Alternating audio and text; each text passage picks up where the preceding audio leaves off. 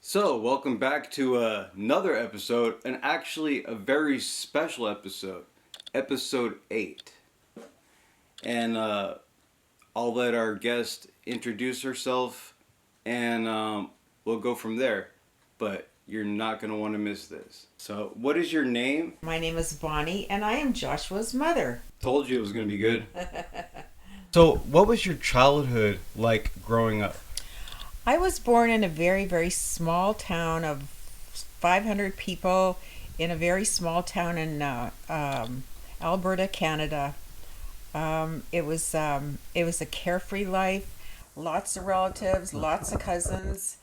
In the winter, my mother would. It was very cold, so in the winter, my mother would pack my shoes with newspaper so that we wouldn't freeze our toes. We walked to school, which was about a mile away, and it was a rural school. A lot of people that students that came in from the farmhouses, and the local kids that lived in town, and it was fun. It was very carefree. It was great. What was school like growing up for you? Well, it was a whole lot different than it is now. We had reading, writing, and arithmetic, and let me tell you, it was just reading, writing, and arithmetic. We didn't have algebra. We didn't have calculus. We didn't have all that nonsense that the kids have now. It was home economics. You learned how to sew. You learned how to cook. And it was much different than we have it now. It was a school where it was grade 1 through 12, no kindergarten. Principal was T.J. Baker. If you did anything wrong, you got sent to the principal's office and you got a strap on your hands. I happen to have had that a couple of times in my school life. And the parents went, Wow. Thank you for disciplining my child. They needed it, So nowadays, you do that and you end up in court, getting sued. So it was different times, better times than today. Wow, what a big difference from from the time that you grew up in in school and the way it is today. Yeah. I mean, you could go to jail for stuff like absolutely that, and back back then the parents would thank you for disciplining their kids, and it's like now there's no discipline in school. Absolutely none. I mean, it's a free for all in schools right now. Right. I remember one time. This is not really about school, but I remember one time in my small town. Oh, let me stop you for a second. Yeah. Was it a public school? It was a public school. Yeah. There was really no religious schools available in the area. I mean, there was only 2 churches in our town. It was a United Church and a Christian Reformed Church. And, so you went to either one of them. And I remember one time there was a porcupine that came into the village. And all the men got together and they tracked down that porcupine and killed it. And then one day there was a badger that came into town. Badgers can be really, really vicious. So all the men got together and they tracked down that badger and did away with that one. The men in the town were networking. We had the telephones were those old crank-up phones with 2 numbers like 32 or 34 or 21. There was an operator that was on the main street who probably listened into most of our conversations, but it was way different there. Wow, that's I don't even know what kind of phone that is. Well, I think I do actually. Yeah, it was the big wooden one? Yeah, it I was think one of your- those I big think your wooden grandpa ones. had one, Yeah. like as an antique hanging Yes, up in he his, did. Yeah. Yes, he did. Yeah, yeah. Grandpa Bill had one in his basement, but those were the days when you had to go. You had to crank up the phone, and an operator would come on. What number do you want? And you'd say 32 or 34 or 21 or and she'd plug it in, and you got to talk to somebody. So Wow, what a trip. yeah. Kind of reminds me of the movie John Wick. Yeah. But Yeah. anyways, I digress. Let me go on to the next question. So what was your first experience like in church? Church was a Dutch church. If you the kids were allowed to go with their parents, but if you spoke one word in church, you got disciplined really, really, really, really big. My mom and dad would have peppermints. You got a peppermint. You got one peppermint to eat during the church service. Most of the sermons were in Dutch. A lot of them were in Dutch. Some of them were in English. But if you spoke one word in church, you really got the discipline. So Wow. yeah. Wow, nowadays you got people on their phones watching the football game Yeah, during exactly. church, Yeah. waiting for it to be over. Yeah. Which I don't blame them specifically, Yeah. but that's Yeah. a whole nother topic. It was all hymns and none of this rock and roll stuff that you get nowadays in church. So from the first church that you ever went to, compared to the church that you go to now, what's the biggest difference that you've noticed? Well, the church that I go to now does not sing hymns. It's more rock and roll type of music, very upbeat. And a lot of the people would like to hear a lot more hymns. They don't even have hymnals in the church anymore. They do have a Bible, but they don't have any hymnals. So there are no hymns sung like in the olden days, and a lot of people miss that. I miss that.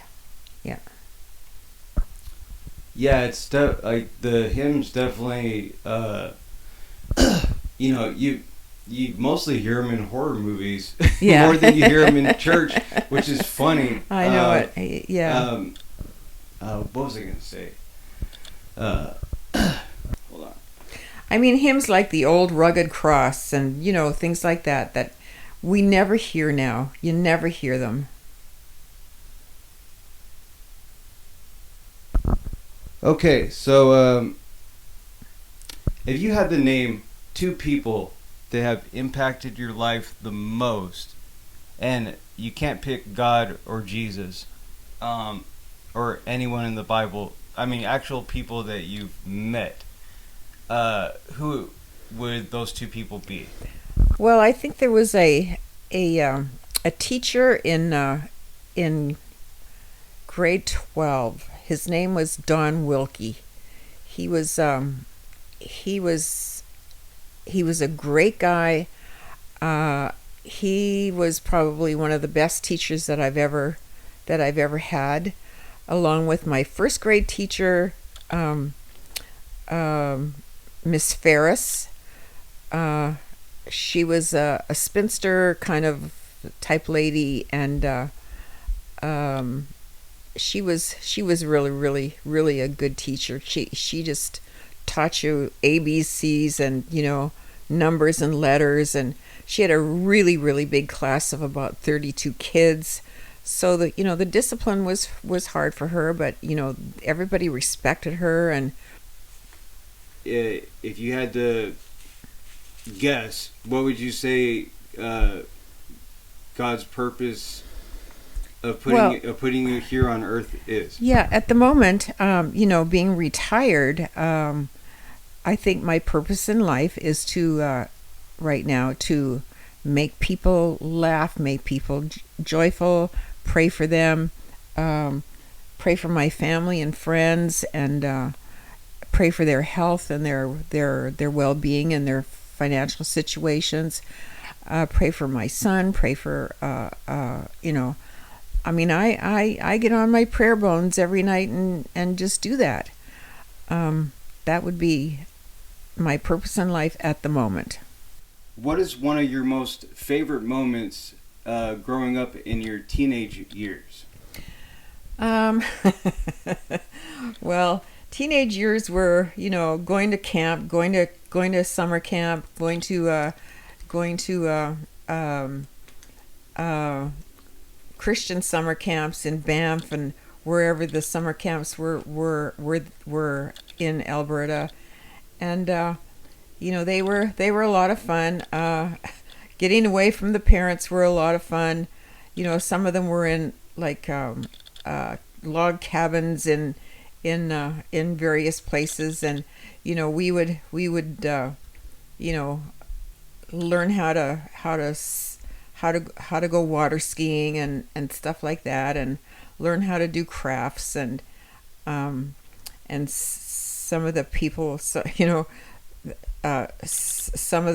the people would bring cigarettes, and we'd sneak a cigarette. And then one time there was a bear that was in the neighborhood, and was tipping over garbage cans, and that was kind of like interesting to see all this nature, Yep. in the nature, and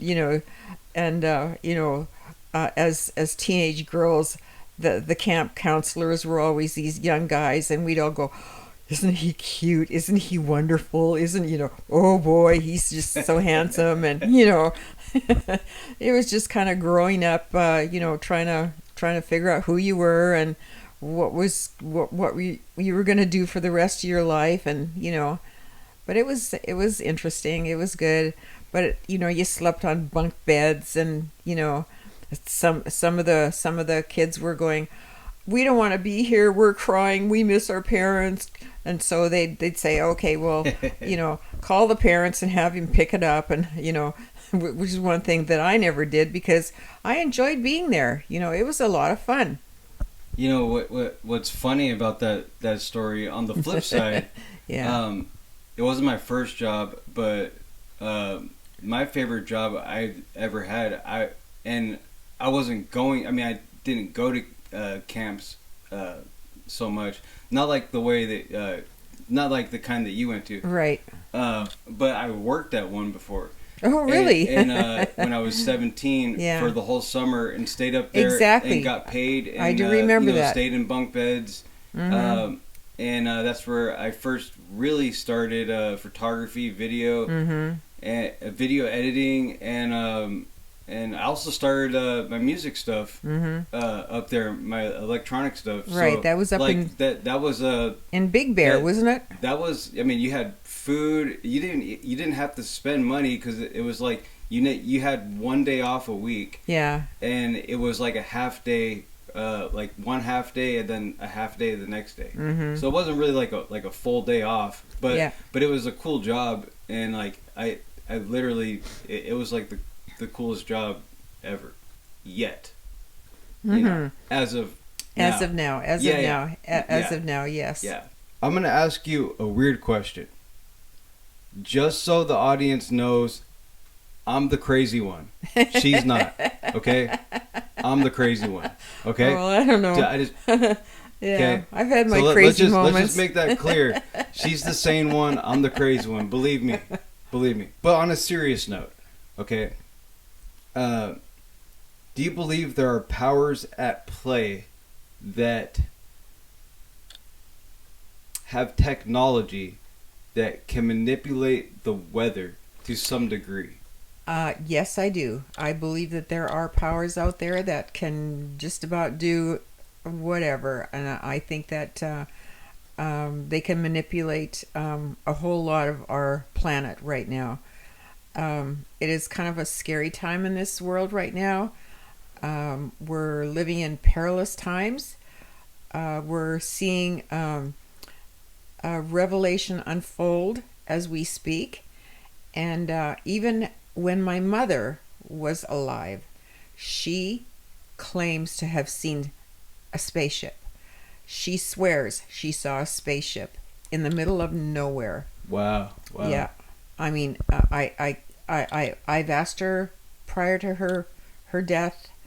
I said, "Mom, what was it like?" She says it was round. It had lots of lights, and she said it was out there. Because living in a small town, you have access to the Milky Way, and it was I mean, you could see forever. There was no city lights to contend with, and she was absolutely positive about that. So yes, I believe that they are Wow. out there, and I think this world is in a very perilous situation right now. Wow. Wow. Thank you for that answer. That was like that one kind of blew my mind. Yeah. Uh, what was the funnest and coolest job that you've ever had? Well, I've had a number of jobs. Well, I think one of the funnest jobs was I worked for a company uh, that was in the financial industry, and I traveled a lot. I traveled all of Western Canada, going from, one office to another, training staff, relieving staff. Um, some of it was not all that fun, but after a while, you get to be kind of tired of all the traveling, and you want to, have a permanent position. So I ended up living in British Columbia for a long time, actually for about 6 7 years, and I worked for I the financial company actually went out of business, so I started working for a restaurant chain, um, and they actually sent me to Honolulu, which was a really good job. I worked there for about 20 some years. And Wow. yeah, Wow. I moved from Honolulu to I opened up the restaurant in Maui, and then they transferred me to Ranch Mirage, California, to open up another restaurant here. Wow. Worked for them for many years. It was a great job and enjoyed it a lot. So A quick question. This is kind of a side note. The one in Maui, because of the recent fires, so to speak, mhm. I'm not going to get into that whole thing. Uh, but is that restaurant still standing? Do you It know? is burned to the ground. Wow. Yeah, Wow. it was right in the heart of Lahaina, and it is no longer there. How many kids do you have? I have one adopted child. Yes. You and your husband's main motivation for adopting, and also, what was the process like? Well, my husband was unable to have children due to probably an injury that he had received while he was in the Marines, and so we set about uh, going through the adoption process. I met a lady at a Bible study class one time who happened to be a midwife, and she got me together with a young lady who was happened to be pregnant at the time. Um, the adoption process was challenging at times because the mother would disappear. We would never be able to find her. She would move from one house to another to another. Um, and every once in a while, she'd give us a call, and I'd say, "Where are you?" And she'd say, "Oh, well, I'm here." Um, you know, so she finally ended up living with uh,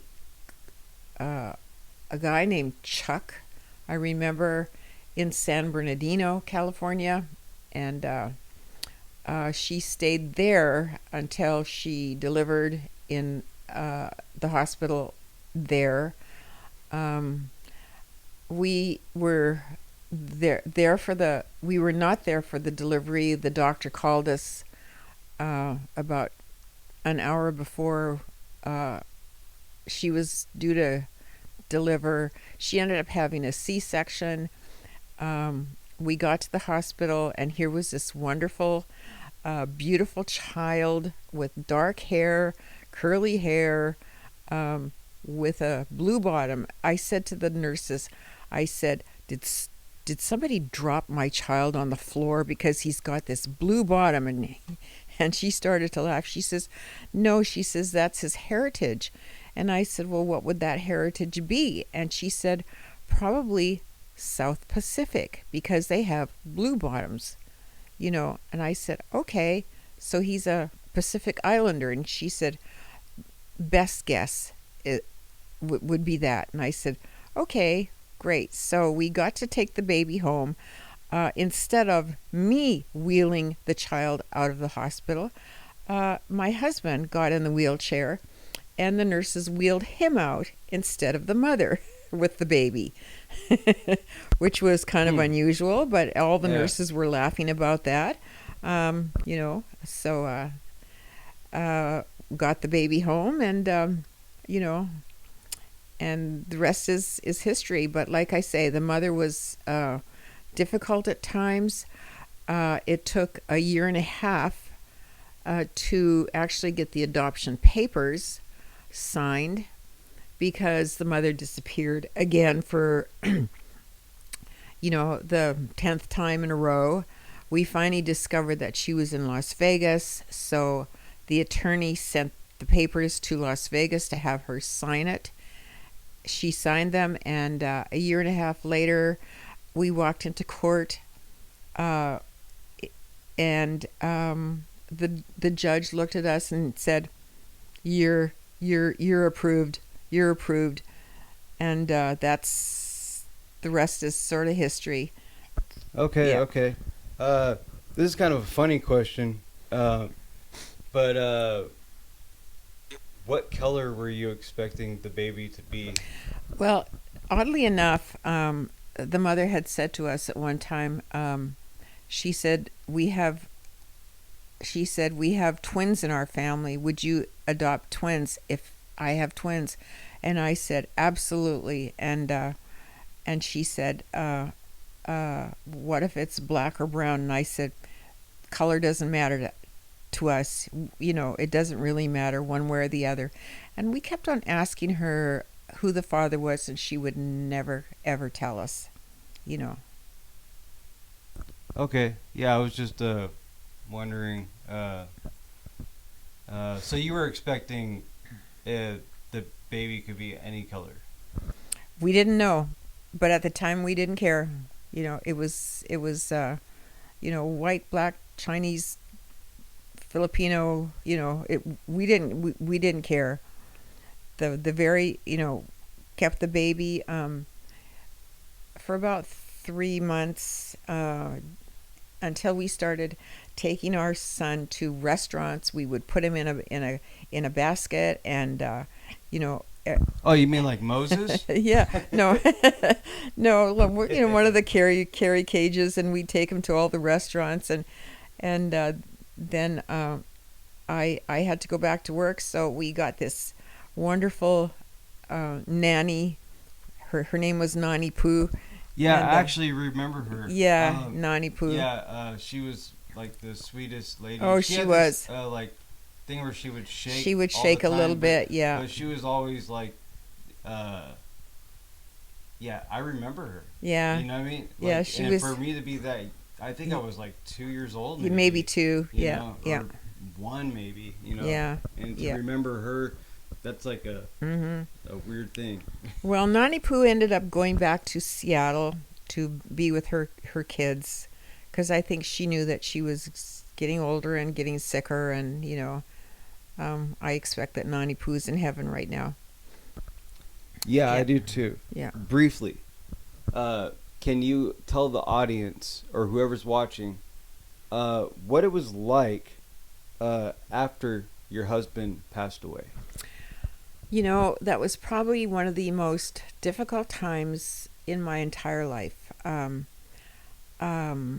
Financially speaking, it was a big shock because, you know, as a widow, you lose 3/4 of your income. So you're kind of like, okay, what do I do now? You know, I think that I went through massive depression. I would take his ashes and I would go into my closet and rock back and forth. Probably had a bit of a breakdown, a little bit. And, you know, oddly enough, it is one of the things about being a widow is that you are rarely asked to anybody, any couple's houses. You know, I have no idea why. You know, I'm certainly not a threat to anybody's husband or boyfriend, girlfriend, but that's just you know, the thing about being a widow or single. You just don't get invited. Yeah, it's funny that that it's weird why that happens, or why that's like a common thing. It's very common. And there's a book that mentions like the purest form of religion is to visit widows in their time of need, and also to be there for orphans. Mm-hmm. And that's the purest form of religion. Mm-hmm. And I'm like, what, you know, why would that be said, you know, thousands of years ago or so? Mm-hmm. And it's like, but yeah, I mean, who visits orphans and who visits widows? Nobody. You know? Nobody. I mean, my mom was, she every Sunday, she would invite her 3 widow friends for dinner. I mean, it just doesn't happen anymore, you know. I mean, after 2 weeks of being a widow, that was it. Nobody called. Nobody. You know. It was all over with, and you were kind of struggling with. Okay, what do I do now? I would call my sister every day, and she would say, you know, I was at a point where, like, I'd be standing in the closet because I was working, and I'd be standing in the closet going, I don't know what to wear. I've got all these clothes, but I can't pick out any clothes to wear. And she'd say, yeah, she said, went through the same thing. She said, what I would do is just, you know, on a Sunday afternoon, pick out, you know, the things that you're going to wear for a whole week, and just don't deviate from it. She was kind of my rock during the time that I was going through that, because she had experienced that twice, and so it was just one of those,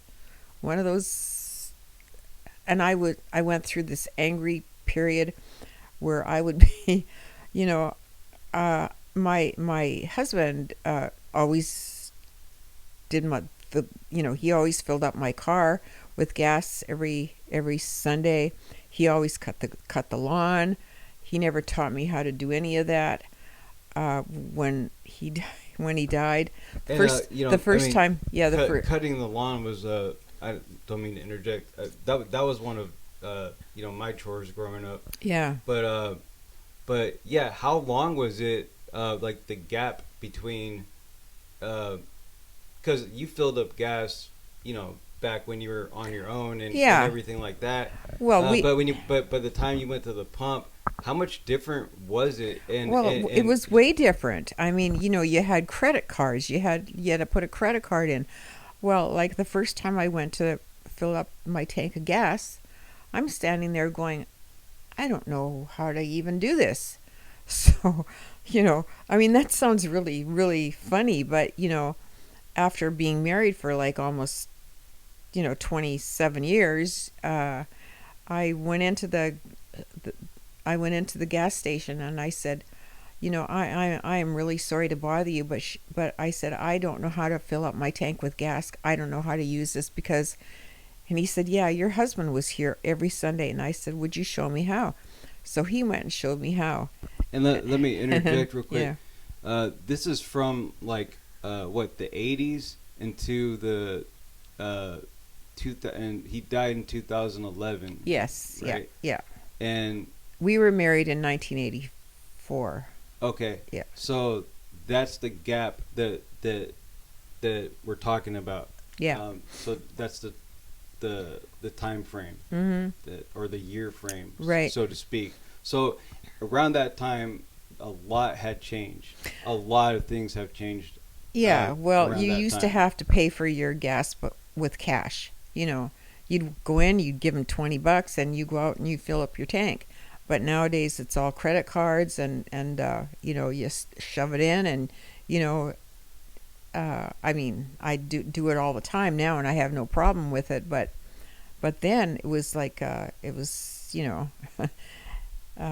I absolutely didn't know how. There's a funny story because I was out there one time. I was out there cursing my husband because he passed away. It was like in the middle of summer, and I'm trying to start the lawnmower, and it wouldn't start, and I'm yanking on it, and I'm pulling it. So I finally called a neighbor, and I said, um, my lawnmower won't start. So he comes over, he looks at me, he says, you need gas in it, Bonnie. And so I went, oh, really? Is that, see, I didn't know that either, right? And cut. Go. What drives you to continue fighting and pushing? What is your motivation for waking up in the morning? I go to bed with prayers. I go to bed with, and I am grateful every morning to be alive. I am grateful at my age to be walking around, being able to drive, being able to, get out of the house, see my friends. Um, but like I say, a good strong cup of coffee and breakfast, and then if I'm out the door, going to church, going for groceries, seeing my best friends, uh, you know. Uh, but when my smiling son is not around, then I will send him a text and say, "Good morning. Keep smiling. Hope you're well." Copy that. Copy Yeah. that. So, what would be your dream job? My dream job was always to be a nurse. Um, that would have been my dream job. However, I didn't pass the calculus. Mathematics was that particular area of I just couldn't grasp it, and you need that as a nurse. So I became a bookkeeper. Wow, that's crazy. I didn't know you needed calculus. I mean, has Well, times changed yeah, I mean, now? there's formulas that you have to, for medications and all that kind of stuff, and I was just not able to grasp that concept, you know. Interesting. Okay, this is going to be a tough one. Hmm. Okay. What would you say was one of the most traumatic events that has happened to you personally? And also, you don't have to get into detail. You don't even have to answer this question at all if you don't want to. The most traumatic, Yes. I think, was the death of my husband. That was the most traumatic. That one shook me to the core. I mean, I never expected that I would be a widow, and no widow ever does expect that they're going to be a widow, especially although there seems to be much more widows around than there are widowers. Um, but I think that that one had the most impact on my life. I have moved forward. I have moved on. Yeah. I have um, hopefully have done well. I have gathered um, um, good friends in not only this area but different areas, Oklahoma and places like that, and San Diego, and local people that I see regularly. But I think that to me was the toughest, the toughest. Copy that. Copy that. Um, okay, so next question here.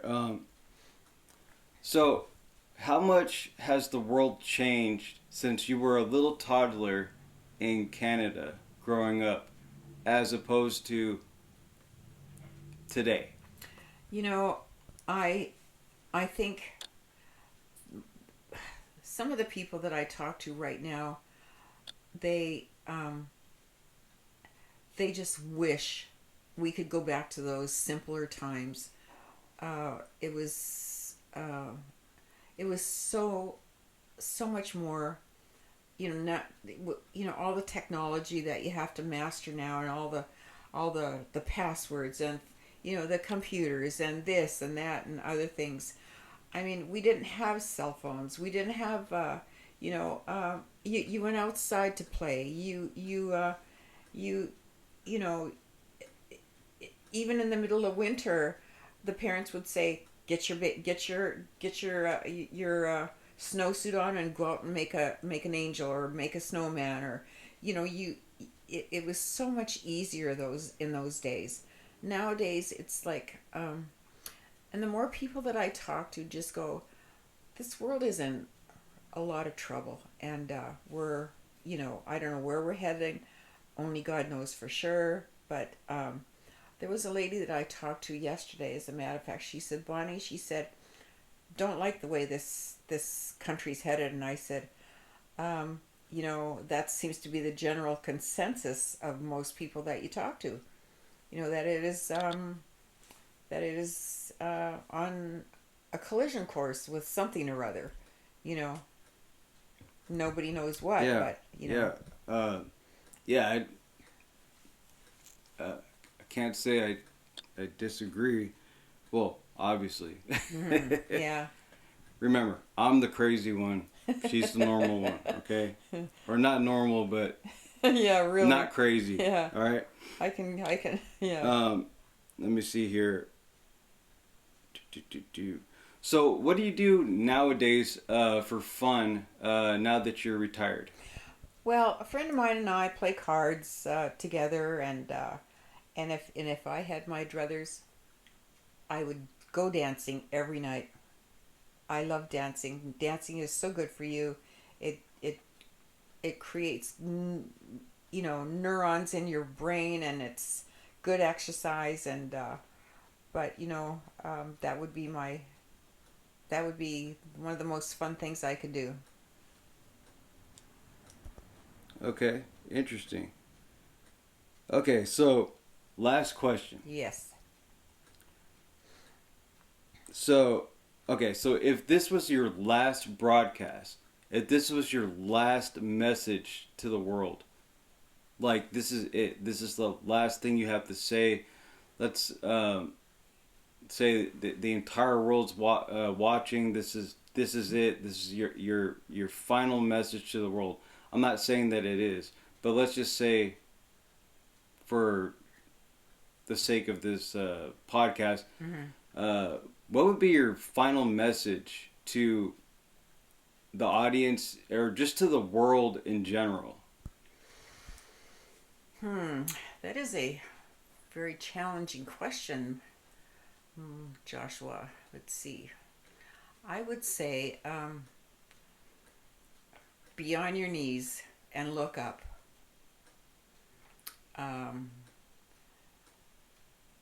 This is a world that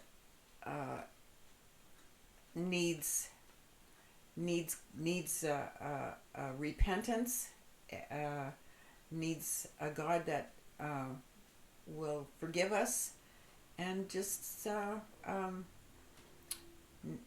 for this land to heal. We need leaders that are open to spirituality, and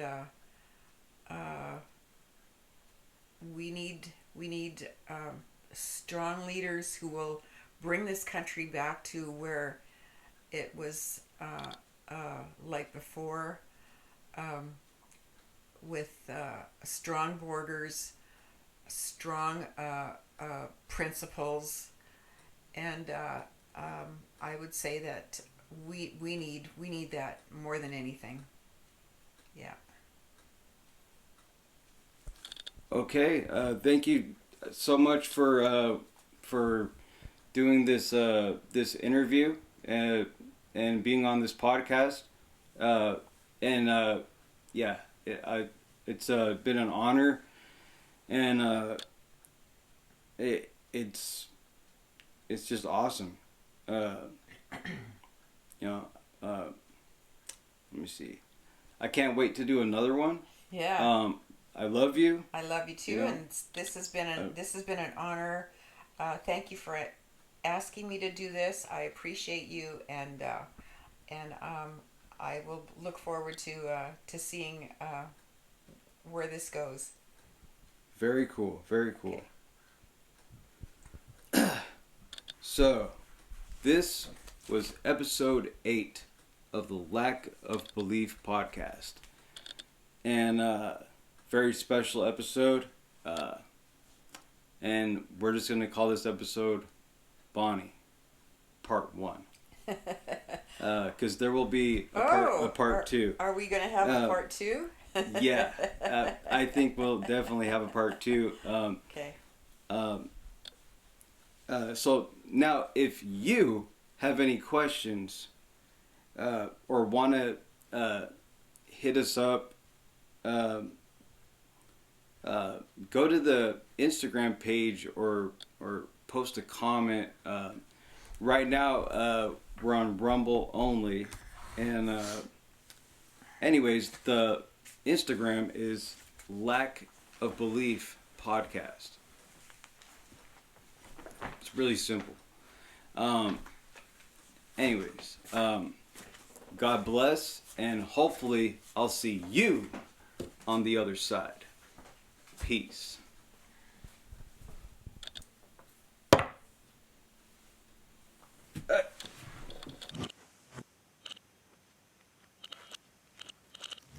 Ears up.